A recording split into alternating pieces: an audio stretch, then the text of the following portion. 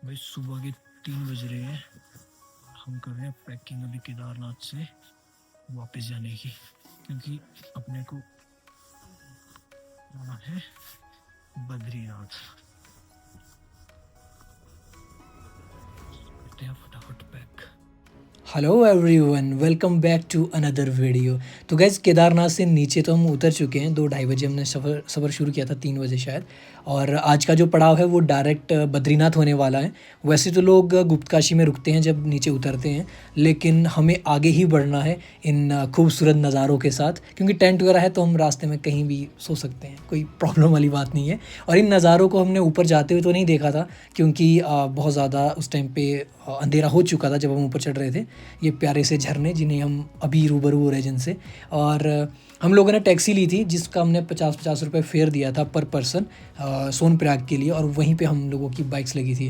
वैसे तो मुझे देखो उसका भी शायद 300 रुपये देना पड़ेगा, क्योंकि मैं 3-4 दिन एक्सप्लोर करके आया हूँ केदारनाथ को, क्योंकि मैं वहीं बस गया था कुछ टाइम के लिए। सो मिलते हैं आगे। मैं चोपटा का वीडियो शूट करूँगा अब डायरेक्ट।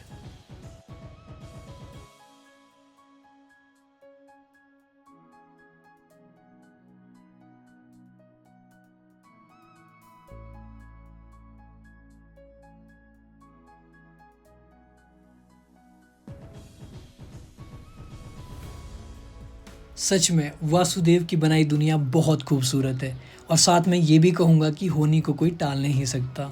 तो इस सफ़र में मेरे साथ जिन्होंने मुझे ज्वाइन किया था उनके घुटनों में बहुत गहरी चोट लगी हुई थी, उनका एक्सीडेंट हो गया था। मैं भी डर गया था, मैं भी वीडियो शूट नहीं कर पा रहा था, क्योंकि मेरे लिए भी वो प्रायोरिटी बन गए थे और समझ में नहीं आ रहा था कि आगे करना क्या है। पर होनी को कौन टाल सकता है। यहाँ पे हम रुके थे, हमने मीटिंग करी कि भाई आगे क्या करना है।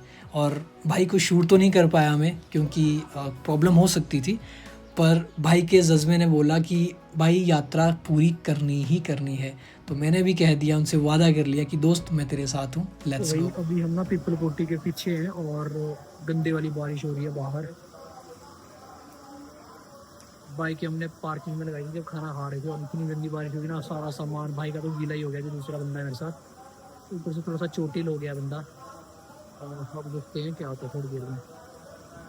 बारिश अगर रुकती है, वैसे अब निकलने का चांस तो है नहीं। यहीं कहीं सड़क के किनारे कहीं देखनी पड़ेगी जगह। वैसे बात चल रही है आसपास कि कहीं टेंट लगाने की जगह मिले तो वहीं सो जाएंगे।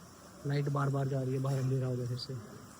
भयानक बारिश आ रही है भाई बद्रीनाथ के लिए। जो रोड है ना पूरा मतलब भर गया हुआ है यहाँ पे जहाँ रुके हुए हैं। तो भाई अलग ही लेवल का कुछ चल रहा है इस टाइम पे, मतलब मज़ा आ रहा है ट्रिप पे। अभी हम लोग सोए हुए हैं रास्ते में, जैसे मैं सोच के आता ना वैसा वैसा ही हो रहा है ट्रिप में, कि भाई किस तरह से मतलब जैसे होता ही है नॉर्मल जैसे ट्रैवल करते हैं बंदे। अभी देखो पीछे बारिश लगी है, बाहर रोड पे गाड़ी वगैरह लगी है, बाइक वगैरह भीग गई हमारी। जहाँ हमने खाना खाया उन्हीं भैया ने मेरे को बोल दिया होटल, पहले तो ऊपर भेजे थे पर वहाँ क्लाइंट आ गए थे उनके, तो हमने मना कर दिया कि भैया बाहर नहीं सोना, मुझे थोड़ा अजीब लगेगा आपके क्लाइंट को यहाँ पे। हम किचन वगैरह जो वैसे मतलब मैस से यहाँ पे साइड में ना यात्रियों के लिए जहाँ खाना बनता है, हमने वहीं पे मतलब सोने का प्रबंध बनाया। वैसे तो हमारे पास टेंट मतलब सेटअप पूरा था लगाने के लिए, पर मैंने लगाया नहीं। मैं ऐसे ही सो जाते, थोड़ी रेस्ट तो करना, उसके बाद निकलना मैं सीधा Badri Vishal. Good morning everyone. तो भाई मैं रेडी हो चुका हूँ बाइक चलाने के लिए, क्योंकि हम पीपल कोटे से पीछे रुक गए थे रात को। बहुत ही ज़्यादा बारिश हो गई थी, हालत ख़राब हो गई थी, कहीं टेंट लगाने जगह नहीं थी, तो यहाँ पे पीछे हमने जगह ली है। पहले इसमें हम पीछे सोए गए और आराम से, चलो नींद तो पूरी हो गई है हमारी अब। सो अपनी बाइक भी रेडी है इस सफ़र को पूरा करने के लिए। वैसे तो इस सफ़र में पूरे 1 हफ़्ते से हूँ मैं, पर अभी बाइक बहुत ज़्यादा क्लीन लग रही है, क्योंकि हैवी रेन में खुद ही साफ़ हो गई थी। सो लेट्स गो, आगे की तैयारी करते हैं। और यहाँ पहाड़ियों में ना भाई रुकना पड़ गया था मुझे, क्योंकि यहाँ से 10 किलोमीटर का सफ़र रह गया था। और ये पहाड़ियाँ इतनी खूबसूरत, इनको देख के आपका भी दिल करेगा जब भी आप आओगे तो यहाँ रुकोगे ज़रूर, क्योंकि ये ना मतलब अपनी ओर पूरा अट्रैक्ट कर रही थी। बहुत खूबसूरत पहाड़ियाँ थी, माइंड एकदम रिलैक्स हो गया इनको देख के। और इस रिलैक्सेशन के बाद भाई छोटी सी मार्केट पार करने के बाद हम पहुँचे यहाँ हिमालय की गोद में। ये है बद्रीनाथ धाम, चारों धामों में से एक, जहाँ भक्ति और प्रकृति का अनोखा संगम होता है। भगवान विष्णु को समर्पित यह मंदिर अलकनंदा नदी के किनारे स्थित है, और चारों ओर से बर्फ से ढके पहाड़ों की दिव्यता इसे और भी खास बना देती है। यहाँ दर्शन करे बद्री विशाल के, स्नान करे तप्त कुंड के गर्म जल में, और घूमे भारत का प्रथम गांव माणा गांव जो तिब्बत सीमा पर स्थित है। आध्यात्मिकता हो या रोमांच हो, शांति हो या शक्ति, बद्रीनाथ हर तरफ से खास है। बोलो जय बद्री विशाल। कर्म करते चलो, फल की चिंता मत करो। तो भाई कुछ अच्छे कर्म किए मैंने, जो मतलब मेरे को इतना ज़्यादा मौका मिल रहा है। मैंने ना 4 धाम में से 2 धाम अपने कंप्लीट कर लिए हैं। मेरा बद्रीनाथ आज कंप्लीट हुआ है, जहाँ मैं अभी खड़ा हूँ।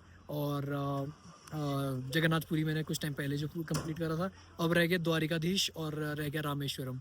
ये 2 कंप्लीट करने रह गए, फिर मेरे जो मेन 4 धाम है वो कंप्लीट हो जाएंगे। और ज्योतिर्लिंग भी मैंने 2 कर लिए हैं।